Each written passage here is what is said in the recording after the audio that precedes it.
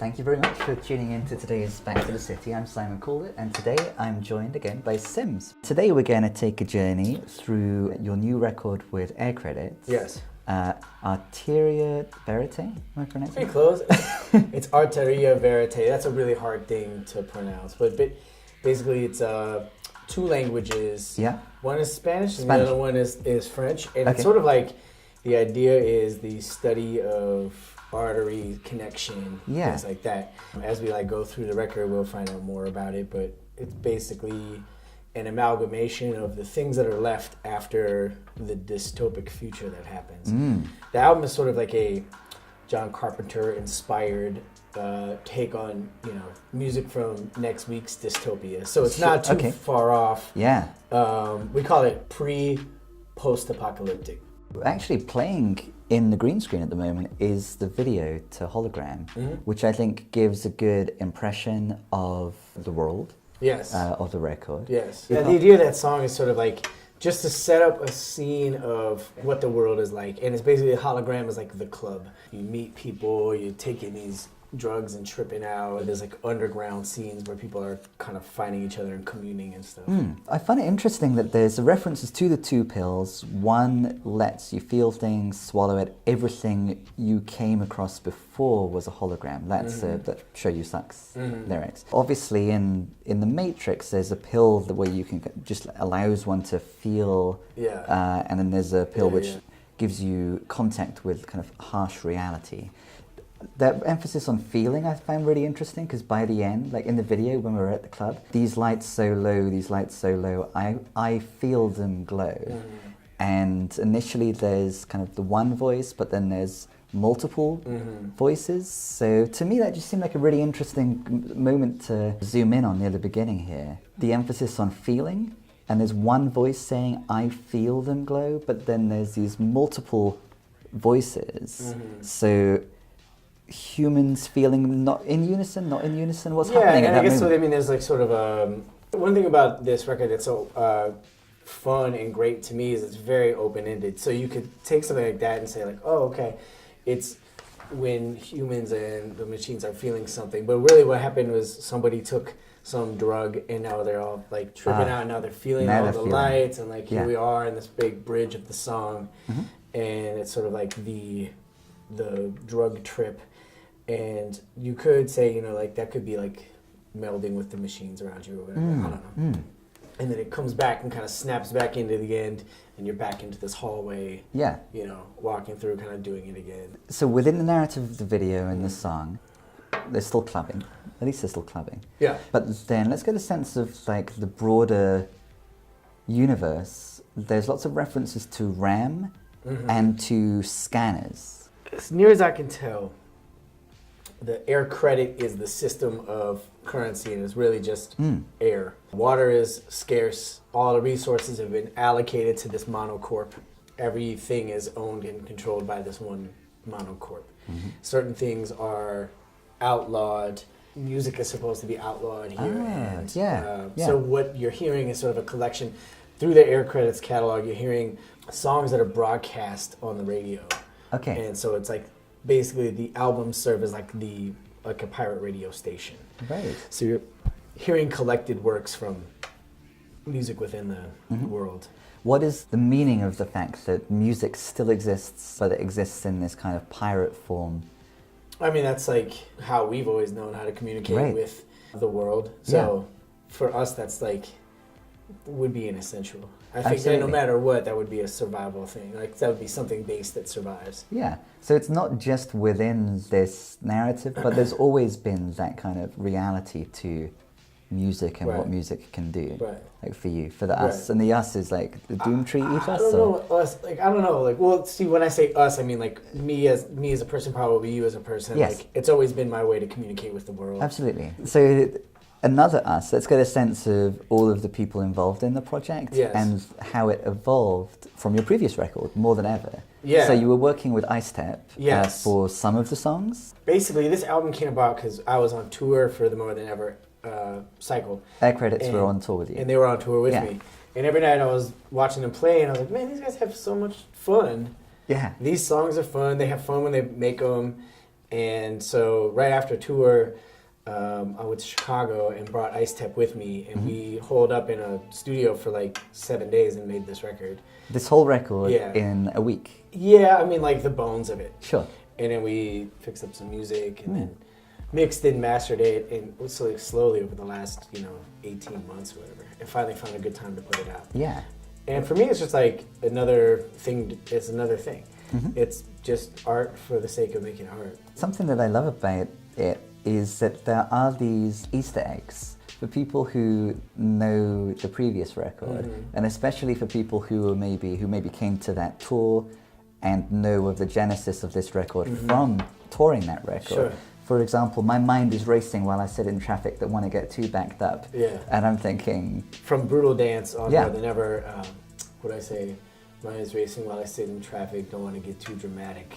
And then blah, blah, blah. Yeah. And this is sort of like a play on that. And this is one of maybe 2 or 3 moments in the record where there are a couple of bars, that are also in the previous record, which I've enjoyed just as Easter eggs. But is there kind of any other explanation as to why that's happening? I think it's all self-referential. It's like all of my music sort of builds on itself and is self-referential. So I liked the idea of throwing that in there within the context of this song. So it's sort of like this. The song is Omega Planet. Yeah, Omega Planet, and I don't know what VRET 9T means, but that's what... Difficult song name to say. It's great. All of it is sort of a challenge. Yeah, of course. And I think this means essentially it meant like a redo. Like this is a remake of a song that they had before, and I jumped on it basically. Right, remaking yourself within the song. That lyric always struck me as interesting. My mind is racing when I sit in traffic. It makes me think of mindfulness and at that moment, a lack of mindfulness. So what is the significance of mindfulness, its presence, its lack, within this dystopian tomorrow?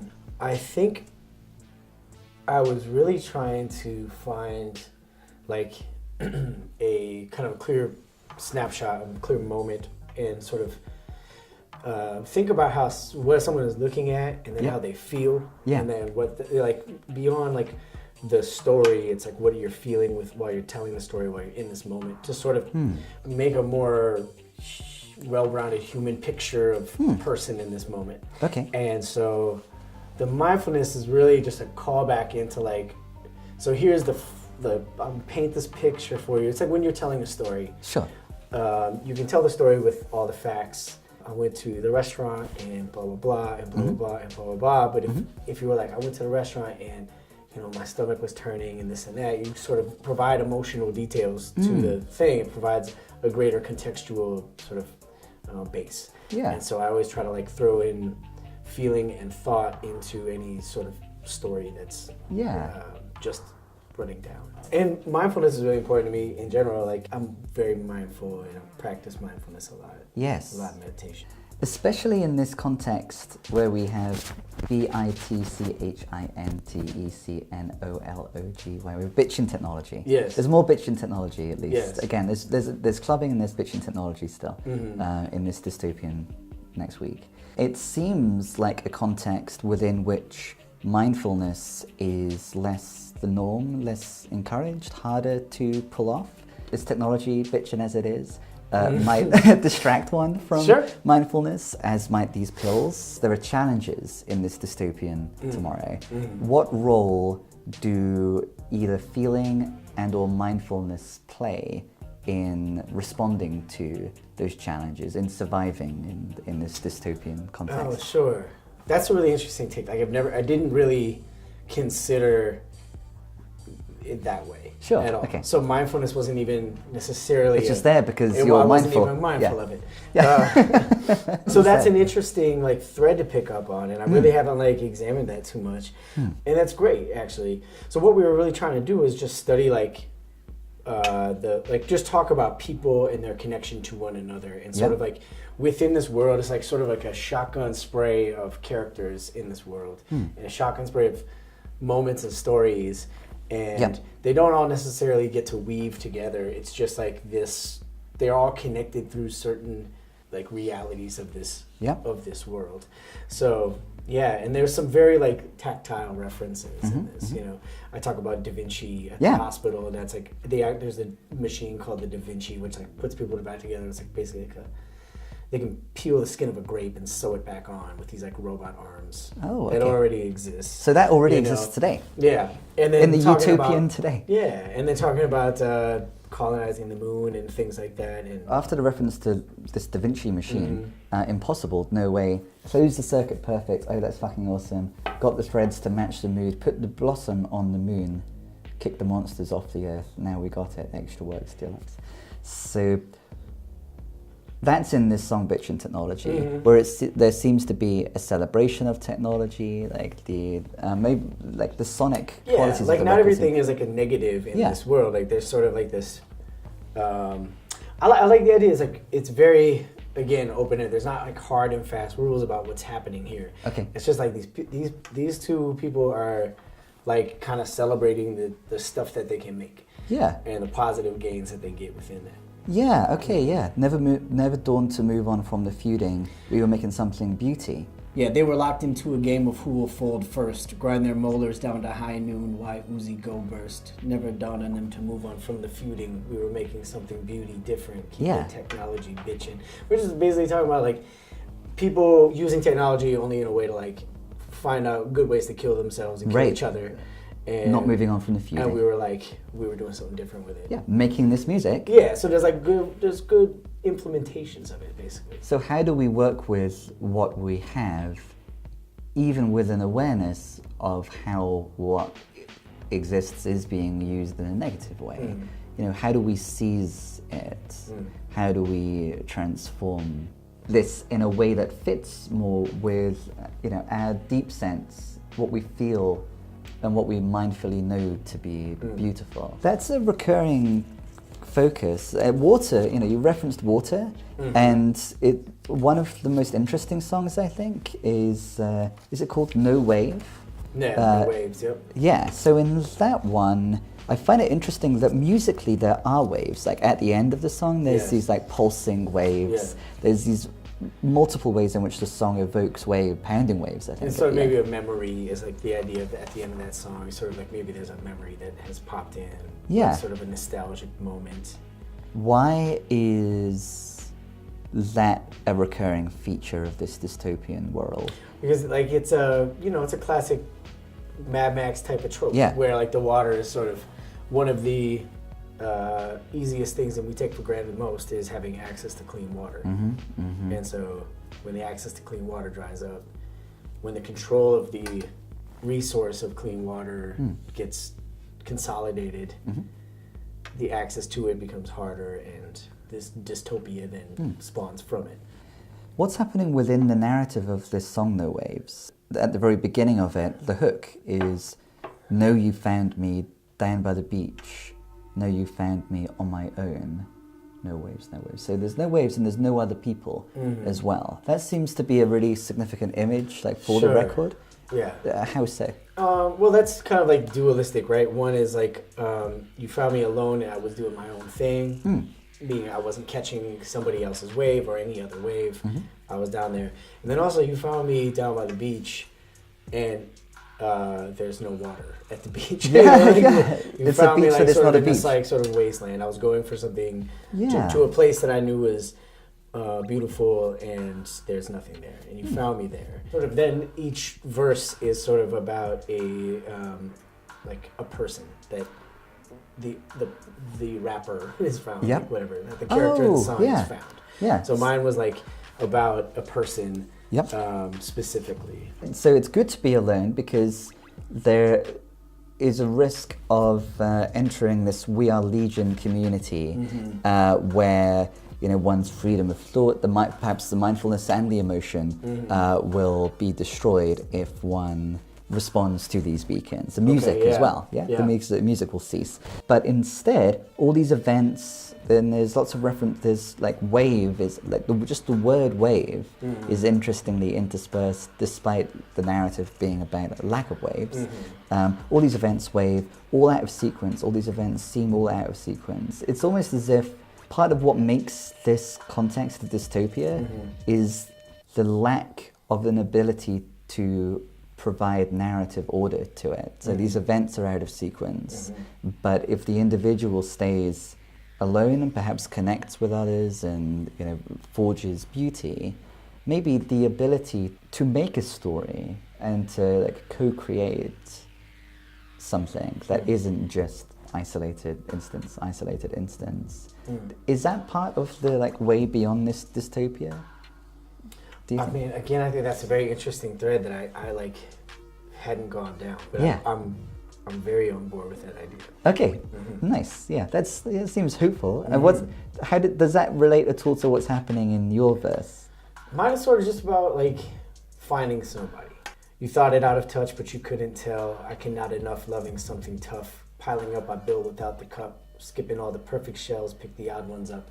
Makeshift, make use, crayfish, while you shape shift with every sea change. Zeus throws zigzags, you change suits. I find no air in the think tank, air in the Big Bang too. No sound when it boomerangs around and the howl undoes itself. And the mild white washed over too long to be wild things. Oh for the want, oh for the taunt, holding the launch. Oh, when I dropped everything I was clinging to, opened my arms, didn't know it'd bring me you. Listen to the nothing pounding, I'll be there smiling proudly. Just remember how you found me. I'm grateful for your performance of that bit, because this is one of my favorite bits in the record. Thank you, yeah. Especially the end of your verse there. I've scribbled all over the lyrics here, and again, it related in my mind to mindfulness. I dropped everything I was clinging to. For me, the idea is like, okay, so I dropped everything I was clinging to, open my arms. I didn't know it'd bring me you. Yeah. The idea of like, to actually accept somebody else and to be accepted yourself, to love and to be loved. Yeah. You really have to like open your arms, and by doing that, all the stuff that you've been like piling up and putting in your arms, you literally have to let go lose, of. yeah. In a sort of a surrender. And so you have to you have to detach from all the sort of things that you'll keep for safety or for like your defenses or your what you think is necessary, modes, your thought patterns and things like that. You have to get rid of those things and kind of reset. Yeah. And then that's where you'll find that. You reset and you didn't know it would bring you the other. Yes. That's why it seemed to me like mindfulness and letting go still provide a solution. Like these things that seem to me to provide a solution through, say, meditation now, and maybe your experience too. Like that still holds true despite this dystopian context, and that's happening in your verse just here. Sure. Listen to the nothing pounding. What's the significance of this pounding nothing? Sort of like, well, I'm not quite sure. It's when you expect something there and there is nothing there, and how like that sort of can be a force. It could be about God, and you're looking for God, and when you don't find God, it's sort of this like thunderous resentment, thunderous disappointment, whatever those things are. It's pounding nothing in the place like of God. the idea of like nothing there, Yeah. and how like big and pulsating and loud that can be. Right. There's an invitation to listen to it, and this is happening immediately after we've given up what we thought we needed. And it's sort of like you're in this like you're down here at the metaphorical beach of life. Yeah. with no ocean. No ocean, and it's like that's the thing. You're at the beach with no ocean. Yeah. So listen to the nothing pounding. Like be present in the in this. And I'll be there smiling. Like I'll be there, calm and in the middle of that. And maybe there is something.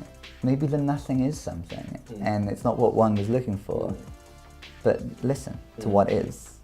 Seems like good advice. That remains true in the dystopia. Yeah. So we were at the ocean. Can we now go to the holy mountain? Can I ask you about the night that you wrote a note about it? Oh, that's like a reference to Jodorowsky. So now we're talking about Raising Helvetica. Yeah. The idea of that song is like sort of kids running around, ducking around like the city type areas, and spray painting stuff, and like underagers running in under the rush of vapors. That's like kind of like the spray paint going up. Ducking raiders doesn't phase us. We're the ones that made us. Another caper on the cusp of something greater. Race to get the letter up, raising Helvetica. The idea of causing trouble and, and getting your words out. And there's something obviously kind of triumphant and wonderful about these underages. So like the youth. The youth is like the movement. And yeah. They're like they're still the listening to the messengers. music. They're the messengers. They like deliver the new thoughts and new ideas, and they're like the primary force of, you know, keeping art and culture and people together that way. Yeah. Yeah. Which is like very true about the youth, right? Like I think in so. all generations, right? Yes. And like, yeah. And as I see newer, younger generations doing the same, I'm like excited and happy that they're carrying the torch in their own way and Absolutely. doing their own thing. So that's getting celebrated in this song. I love the title, Raising Helvetica. Helvetica is a typeface, of course, from 1957. So what is the significance of this reference to this typeface from like the mid-20th century in this dystopian... Sure. I don't know. I mean, it's the way that a lot of subway systems, like New York subway system, identifies itself. It's in Helvetica. So the idea could be a map as well as a easy pun to make, raising Helvetica. Yeah, it's an easy, good pun. Yeah, thank you. And it follows immediately. But it's also like, there's like significance to the font because it is like the signage for all the, how to get around big cities. This labyrinth. Yeah, and I wonder whether this is intentional. It flows nicely from at the end of the previous song, all these levels, all Inferno. So we have this. And so an Inferno, of course, is a large fire, but it makes me think of Dante's Inferno. That's the references to Dante, yep. So we have Dante's Inferno raising Helvetica. Oh, okay, there you go. So, and we're in this dystopian tomorrow. There you go. So what is the significance of the Inferno? It's Dante's Inferno, basically. Just the trials and tribs you got to go through to get to survive, to get to the next place. In this song that references all being Inferno, that's called Octodont, is that how it's? Octodont, yeah, it was like sort of the idea of like, it was like the idea if you were like in an 8-bit version of Dante's Inferno, if you were like, you know, like... It's like a computer game. Exactly. And so like if the Dante idea is created like, a we're like game. making, it's like the idea of like running through being in a game. Yeah. And like the idea of like, it is a video game. And sort of that's like part of it. The opening of your verse again is mind internal, better, calm, panic, kernel. So that strikes me as interesting in terms of the kind of departure from grammar, like just these words, but then also mindfulness, mind internal, better, calm.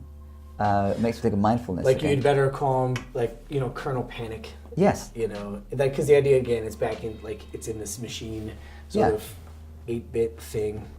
So you just calm yourself. And okay, so we're in this game, and the game is analogous to, it's like the computer game version of the Inferno. So our goal is to escape from hell. Sure. Yeah? Or the whole thing could be really just about making art in general. You know, I'm gonna like go for it so hard, and I'm gonna make it, or I'm gonna break my vertebrae on trying. It makes, I mean, it relates to the themes of the previous record with like Icarus flying towards the sun with the very distinct possibility of the wings burning, like in the Icarus myth. And then the same thing is happening. There's even a reference to the sun. Let's get down, from the sun up till it's down, let's fuck around. But there's more of a sense of play here. There's less of a sense of risk and more of a sense of play. It's like the idea like that there's, on the other side of the wormhole is a bird of prey, or so I heard him say, blah, blah, blah, blah, blah. So it's really just about like, it is playfulness. It's about like just playing here, being here. Yeah. And nothing is like, has to be too fatalist, you know? Yeah. It's about like being present and having fun and, you know, kicking total ass right now. Yeah, exactly. Enjoying the play like the youth in this universe are doing. Yeah. There's less of a focus on like winning the game or playing by the rules of the game. There's more of a focus on breaking the game, like in your verse. And then in the Show You Suck verse, I think there's a reference to not even saving. Like you know, this level's really hard. But he's so expert. He plays the shit and doesn't save. He doesn't even save it. Yeah, it's like it's just the enjoyment of the game and the sense of achievement and getting somewhere. Yeah, you know, the whole record has like a lot of levity, I guess, to Yeah. it. It's not like synthy and John Carpenter sounding really heavy, kind Yeah. of sci-fi-ish beats, but Yeah. not all of the songs are like serious and bummers. Yeah. You know, it's just No, sort of yeah, like not at little all. snapshots of where we are and what we're doing Yeah. and Even if it becomes even... how are the people in this world and then how do they connect to each other. Yeah, yeah.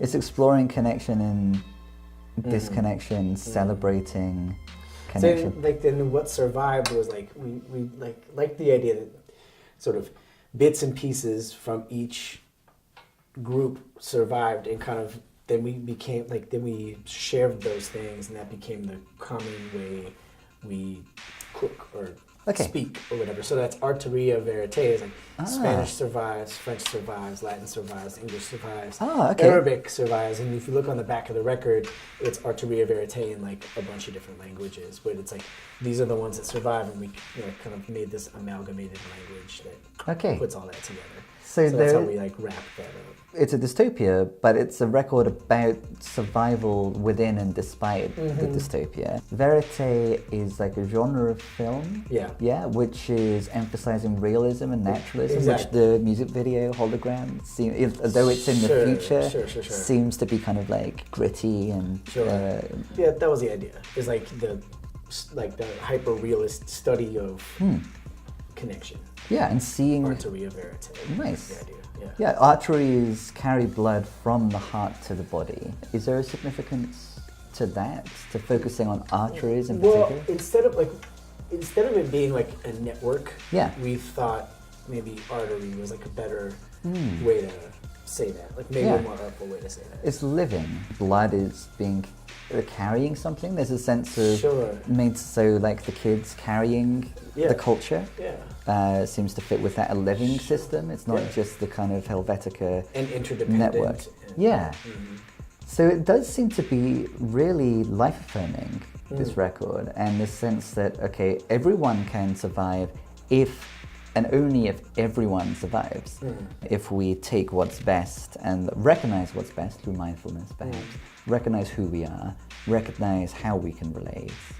Is that happening? I would take it like this, even one step further. That's what we always do Right. and always will do. And so the idea is you make it's just we have it really easy right now, and we still do that. You make it really hard, and it'll just look different. There'll be less resources to do the same. That's what humans do. I feel that way. Yeah, right. I feel that we always communicate, we always share, and we always Yeah. try to make culture and counterculture. We always try to dodge the forces in the world that are greedy and tell us no and Yeah. stuff. We Yeah. just kind of make our own way, make our own thing, and connect and communicate. I think so. Yeah, I see that too. totally. How is that happening in Eye in the Sky? I feel High in the Sky is sort of like a, like in real life. Yeah. In real life, it's sort of a, or even in this thing, it's about too much surveillance and being like sort of the idea of like being surveilled and from this sort of like satellite version or even cameras mounted to buildings and stuff. Yeah. And so my verse on this song is just about setting the scene about what the, I kind of was picturing like running through sort of like this dusty city. Yeah. And slipping through these corridors and Yeah.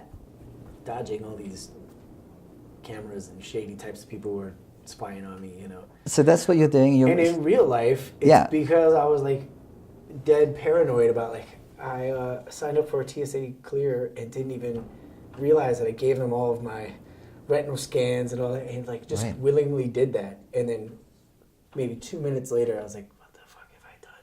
What have I done?" We give all of our data to Facebook. We give, it's like the idea Yeah. of like willingly giving out our information to the point where we are like I did a 23andMe. I gave my DNA to somebody who is now able to sell that if they'd like. Oh, right. Right. Yeah. And so I don't even. These are small things that I have forgotten to consider. Right. That And then you think, oh, I fucked up. I fucked up. I am one of the reasons that this world is allowed to exist. in the future, you're creating this world. Why that like It's okay. You'll. corporate or government force could sort of like have all that information on me. I willingly give it up. And then I thought about that and I was like, we all willingly give it up constantly. So But that's just one aspect of what we do to counter the negative truths about what we end up doing as humans, to counter the positive ones that we were emphasizing just a moment ago. Well, yeah, I mean, it's just like, the idea is like being spied on. And I was just like, in a real world way, I was thinking like, fuck, I'm just open myself up to be completely spied on all the time. That comes through so in your verse when you showed me the price on my head, showed me the credits you'd get for my issued ID with unlimited keys. Yeah. So becoming aware of having been kind of plugged into this kind of malevolent, lifeless network that doesn't have the life force of blood, making it meaningful. Yeah, and the idea that there'd be like a bounty on you for some reason. And I was just really trying to like set a scene. Yeah. But you're characterizing yourself within and in opposition to that scene, and it culminates in some boys do it for the ethic, some boys do it for the effort. I did it for the message. So what's the significance of that? This is near the end of the record. It's sort of like all the risk that you took was to sort of disseminate something into like information and art and beauty into the network. Yeah, hacking broadcast to the network. Yeah, like I want to just get this through the arteries, right? Like to everybody. Yeah. You know, some people just do it because they have to do it. They feel a need. Some people do it because they find like an ethical responsibility. And I did it because like for some like weird artful need. Yeah. Self-expression, but a self-expression that you're conscious is putting something out there that's or maybe equivalent to hacking. And be like an example. Like to be maybe to martyr or something like that. I'm not quite sure. But I'm not quite sure what the hell I'm talking about. But you're assertively saying that you do it for the message. Like the kids, in this dead network, doing something real. Like that's also, that comes up. Is that's Show You Suck, isn't it? I'm feeling real. There is a shift, I think, in some of the later songs to, again, feeling and emotion and the reality of that. Let's move on to Four Wheels. Sure. The ticker ticking faster with the scanners flicking pictures and it flash, and the filament that flickers is a fixture of my memory. Before the LED and quota for the soma sedatives, I was all adrenaline, arose from the pavement, so you know that it's not delicate. Mom's in the basement mixing up the medicine. If you were fugazi, we showed you where the exit is. If you got some credits, I could sell you exoskeleton. Note the lack of evidence, but filling up the sales. And you act like you don't know that. Where you pigeons get your mail, you'll still be chasing tails where the institution failed. When the revolution comes, all they'll probably do is bail. Something coded when I speak, something deep in my alleles. Yeah, I must have cut the leash, something got me off the heel. You can fear the monster's teeth, but it doesn't make them real. You can fear the scanners too. Yeah. But it doesn't pay your bills. And then Show You Suck is then emphasizing four wheels down on the wasteland, catches scanner slipping. So who are these scanner characters? They're the people that monitor these radio waves. Like, so all these songs are broadcast on a radio station. Sure. And the scanner sort of appears multiple times throughout the world of air credits throughout their discography. And it's like sort of not just in this record. It's a person or a being that sort of like tries to figure out where the sort of radio waves are emanating from. Yeah, where the adrenaline, where the life force, where the reality and the emotion. Where is that happening? We can't have this sort of. Yeah. We want to. They want to control all the information that's out. Right. Yeah, and stop it from forming into this beautiful, diverse. Or real community. Yeah, the idea like with kids, they don't want these kids running around and giving information out. They don't want the club to exist where people hang out, and they don't want that's the idea. What's the significance of the integration of not just your own previous lyrics, but say Mum's in the basement mixing out the medicine? That's a Dylan lyric. Yeah, of course it is. Yes. Yeah. It's about neglect in some way too. Okay, how's about like being so when he's saying that like Mom's in the basement mixing out the medicine is like, to me, I always thought was some thing about him having to kind of raise himself in some way. Mom is not where I am. Mom's checked out. Right. Mom's Mom's like getting fucked up. And she's overloaded with stuff, so she's not there for me. And so that's sort of like the idea. It's being sort of like self-reliant. Yeah. And luckily the kids are all right again. The kids are all right. Yeah. keeping it going. So this, Yes. the record ends with All I Do Is This. So what's happening in All I Do Is This, and what is all I or we do? Let's see. I ain't asked for this. Startup disk. That computer chip said you've outlived your usefulness. All I do is this. I don't know what this is. This is probably just like make music. I don't know exactly what it is, but like the idea I think is. I don't pay attention to the let's see computer here. chip. So let's see. I create my own use.